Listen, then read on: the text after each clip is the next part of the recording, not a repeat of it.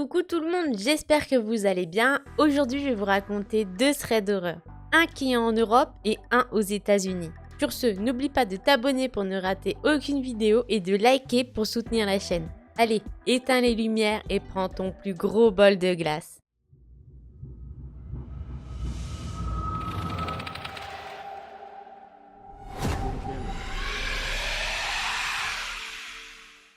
L'histoire que je vais vous raconter, c'est celle de Sabrina. Sabrina, lors de cette histoire, a 15 ans. En 2018, elle a déménagé dans un autre pays. Dans la grande ville où elle habite, elle a besoin de prendre les transports en commun pour aller en cours. Sabrina prend son bus habituellement tous les matins, à 7h ou à 8h pour aller à l'école. Son frère cadet prend le même bus qu'elle et donc emprunte le même trajet. Mais il descend quelques stations avant elle. Mais bon, Sabrina a pris une habitude, c'est de l'emmener tout le temps à l'école et d'aller le chercher quand elle a fini à la même heure ou même avant. Car il faut noter que son petit frère n'a que 8 ans, donc il est encore très jeune.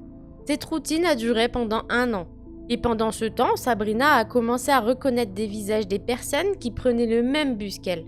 Sabrina a progressivement commencé à remarquer quelque chose de bizarre. Il y a un homme qui la dévisage, elle et son petit frère. Cet homme a probablement la fin vingtaine, voire début trentaine. Il est assez petit, maigre, porte un peu de barbe et des lunettes. Plus le temps passe et plus cet homme la regarde. Il commence à sourire en regardant Sabrina et son petit frère. Sur le moment, elle se dit juste que l'homme les regarde car ils font une belle paire de frères et sœurs ou quelque chose comme ça. Mais malgré cela, les regards sont devenus de plus en plus intenses au fur et à mesure des jours. Au bout d'un moment, ce n'était même plus discret. Il ne se cachait même plus. Et l'homme commence à descendre à la même station que Sabrina, là où se trouve son école. Heureusement pour elle, il y a beaucoup d'écoles à cet arrêt. Donc, elle est sûre qu'il ne l'a pas suivi, au moins jusqu'à son école. Enfin, c'est ce qu'elle espère. Plus les jours passent et plus l'homme commence à se rapprocher de Sabrina. Et ce n'est même plus discret. Les regards de l'homme sont toujours aussi intenses et ça la met très mal à l'aise. Puis un jour, Sabrina est en retard pour prendre son bus, car son jeune frère a raté le réveil. Donc, elle l'emmène à l'école avant de récupérer son deuxième bus. Elle arrive à choper son bus en courant malgré tout. Sabrina rentre dans le bus tout essoufflée et heureuse d'avoir réussi à prendre son bus. Elle s'assoit près de la fenêtre, juste à côté d'une porte. Elle se met à regarder par la fenêtre et sent quelque chose de bizarre. Elle sent que quelqu'un la fixe. Elle retourne la tête et cet homme est de nouveau là. Il est debout alors que tous les sièges sont vides. Il fixe Sabrina de la tête aux pieds. Elle retourne la tête de nouveau vers la fenêtre pour essayer de faire genre qu'elle ne l'a pas remarqué. Puis elle descend quelques arrêts avant son arrêt habituel.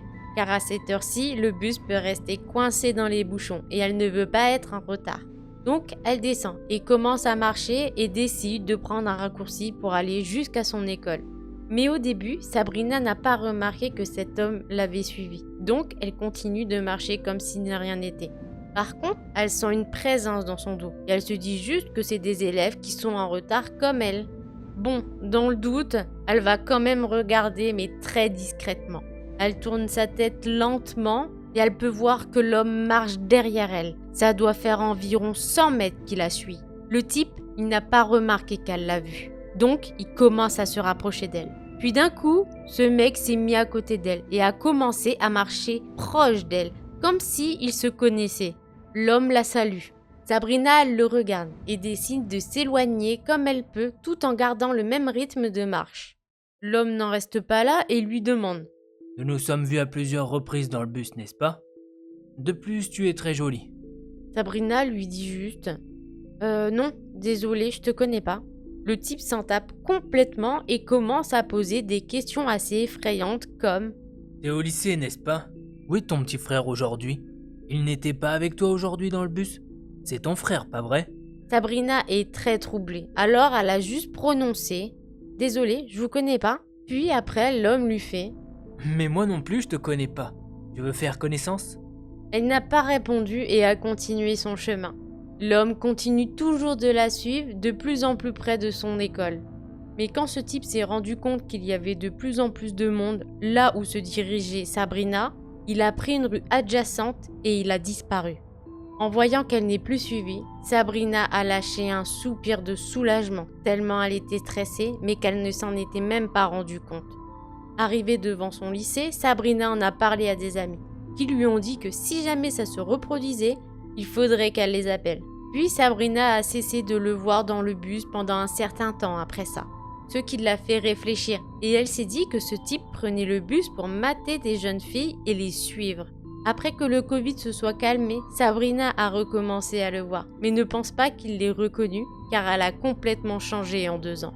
Elle porte maintenant des lunettes et a perdu beaucoup de poids, et met beaucoup plus de maquillage qu'avant.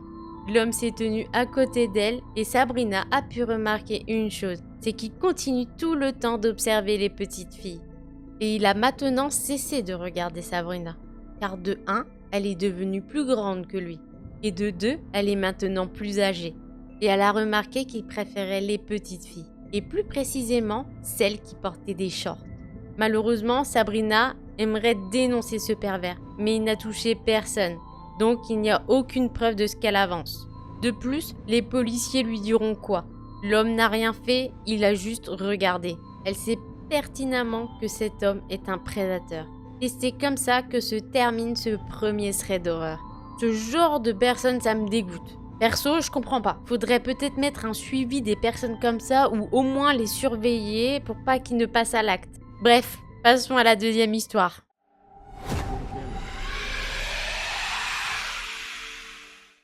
L'histoire que je vais vous raconter, c'est celle de Charlotte.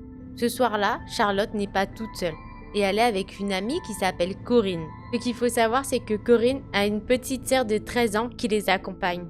Et ce soir-là, les 3 amies s'ennuient. Elles veulent aller faire la fête pour boire de l'alcool. Elles ont donc envoyé des messages à tous leurs amis pour voir si d'autres personnes avaient envie de boire un coup. La petite sœur de Corinne, Fanny, a trouvé un ami qui a un frère aîné qui faisait une fête, qui lui a dit qu'elles étaient les bienvenues. Les 3 filles se sont donc retrouvées à marcher à environ 30 minutes de chez elles, jusqu'au parc où les attendait le copain de Fanny. Son ami a emmené les filles à un autre parc qui était un peu plus loin, à environ 30 minutes de plus. Dès que Charlotte est rentrée dans ce parc, elle sent qu'il y a quelque chose qui cloche. Il y a quelque chose de sombre, de malsain. Elle ressent de mauvaises ondes venant de ce lieu. De plus, il y a un petit problème. Elle voit direct le monde qu'il y a. L'ami de Fanny lui avait dit que c'était juste une petite fête de 6 à 7 personnes maximum.